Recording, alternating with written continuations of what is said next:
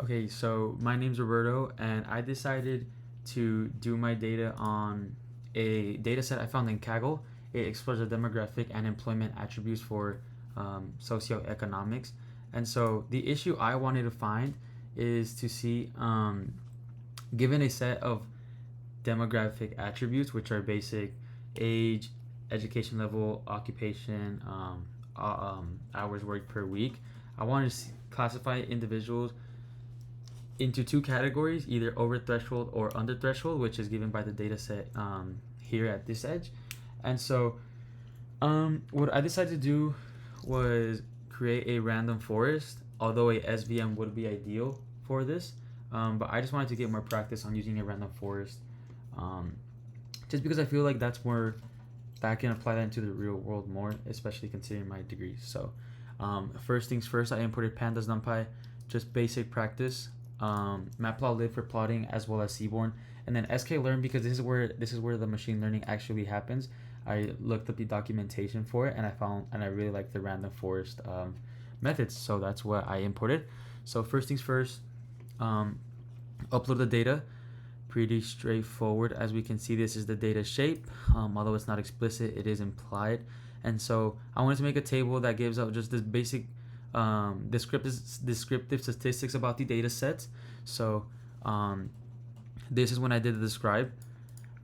And right here, I just wanted to see the missing values, duplicates, as well as the unique ones. And then using the describe, the descriptive statistics, I just called the columns. So that's what this represents. As we can see, there's no missing values, 29 duplicates in each. Final weight, you see, seems to have the most unique values, just because that, weight is so precise, and it's so much different from person to person. And so yeah, we can see that this number isn't right, so we do need to clean this data later on. So first things first, I want to get my category numerical variables. So in my categorical variables, I wanted to include everything that's an object or a category, and then I wanted to turn those columns into a list. Same thing with numerical, so float or an integer. And so here I just wanted to describe this, describe the data set, put in the values for, just to describe them, show the distribution of the different categorical and numerical values. So as we can see here, we have the distribution of numerical values. Yeah, we can get rid of capital gain. We can see that we don't have to get rid of them, but we can see that capital gain and capital loss aren't really so much important, so that can be neglected. And so here we just drop it from our descriptive statistics.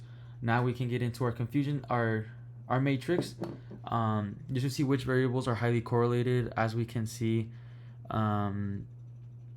relationship and sex aren't, there isn't really much going on there. The closer these values are to 0, the less correlated they are. Obviously, race and occupation, that doesn't matter, and that should be the smallest value here. And so actually getting into our random forest, I don't know much about it, but I did look at the documentation and saw that sklearn does have a section to train split data. So that's what I did here, on a 80-20 split, and then random state 42, just as similar to R when you set a seed. And so here I actually trained the data, but before that, I wanted to select my data, label the threshold, because that is what we will be measuring. As we can see here, it's categorical. And so then we actually train our model on the test and train data, and we can see that we get an accuracy of 99%.